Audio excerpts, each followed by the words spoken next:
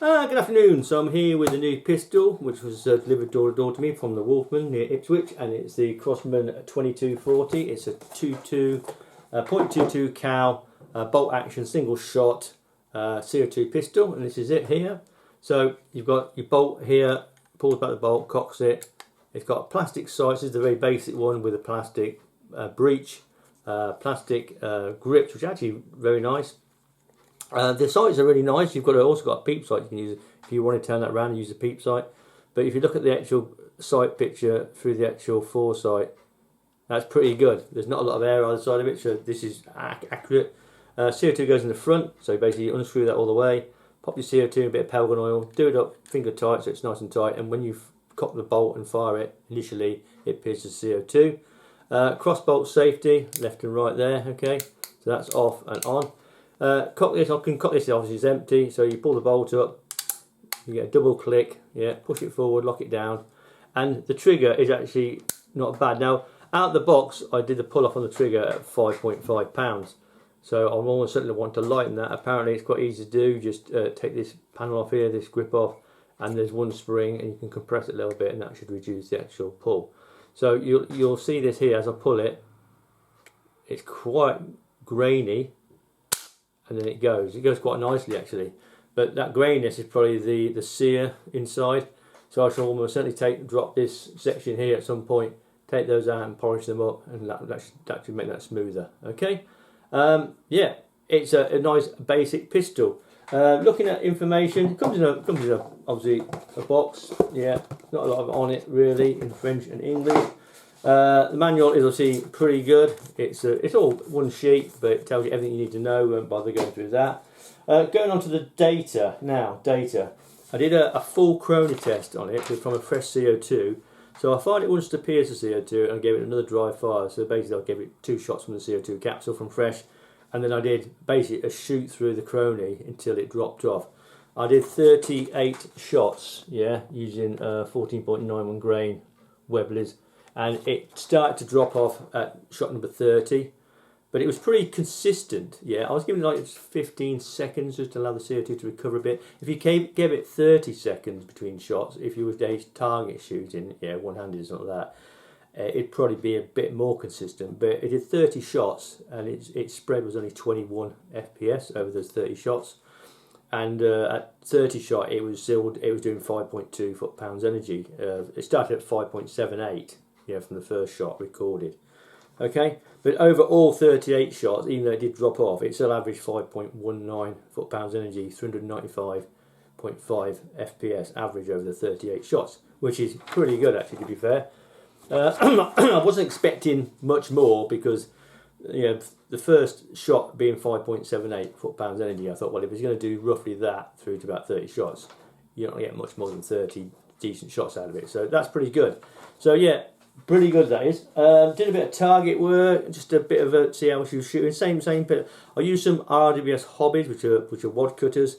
I did 10 yards, sort of semi-rested, just rested the pistol off the front of off the front of a bag, you know, just to support it.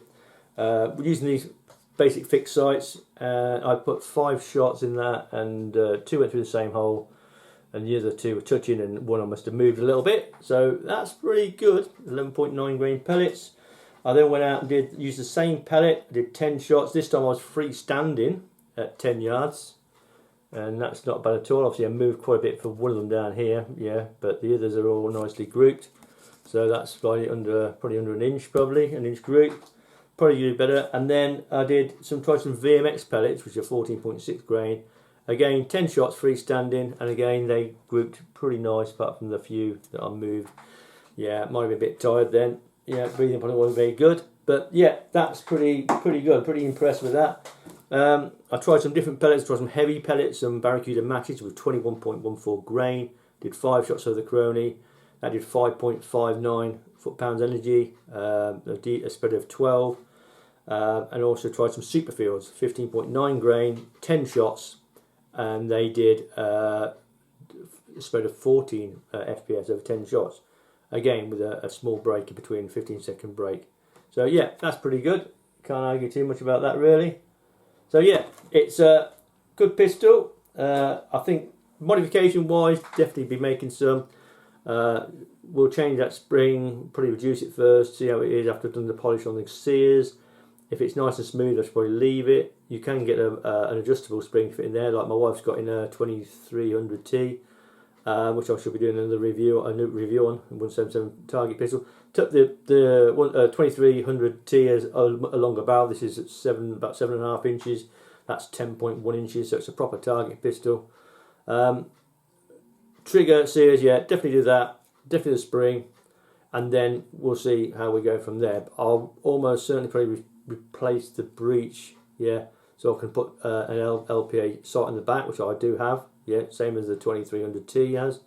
And I'd probably change the foresight, because the LPA sight that is on the 2300T, that foresight has a lot of air around it, because the actual rear V is much wider with the LPA, and because you've got so much air either side of it, you're not really getting as accurate as you could get it. Yeah, so it'd be nice to either have a smaller V or a wider foresight, which is something I shall probably do when I modify the silencer adapters which I've ordered. I'll be fitting a silencer adapter, and I shall probably create a foresight into the actual adapter. So when I fit the adapter, I'll have an actual peg on it, and I shall work out the gap so it sits in that LPA sight, well, as best as we can. So we have just a little bit of air around it, will certainly improve its accuracy. So yeah, it's well made. It's been around a long time. Yeah, the grittiness, yeah, when you cock it, obviously there's no CO2 in this, but yeah, when you pull the trigger, just flick the safety officers off, you might even be able to hear it creak as it goes. Yeah, might give it one more go, and you may, the speaker may well pick it up. Yeah, so yeah, it definitely needs some work, probably on the like I said, the sear. But apparently, I've looked at a fair few videos online. There's loads of videos, and it's just a case of taking this screw out, that screw out, gently lowering it down. Be careful not to lose your detent spring and your ball for your safety. Yeah, because that's in there in the top of the frame, and lower that down, and then you can take the grips off, and then you've got 3 screws on this side, which are 1.5mm heads. You've got to be very careful you don't shear them, but get them in there and just get it anywhere tight, and just take that plate off, and then you can get the trigger and the sear out, polish them up, and that should remove that grittiness and make that really nice and smooth. But it shows that it is accurate, yeah, the target does. Freestyle, I mean, to be fair, I was moving around a bit for that one, yeah, and I was certainly moving around a little bit for that one. If I kept still, I probably would have got them all through the same hole, like that. Yeah, 5 shots, which is, you know, pretty damn good out the box, actually, to be fair.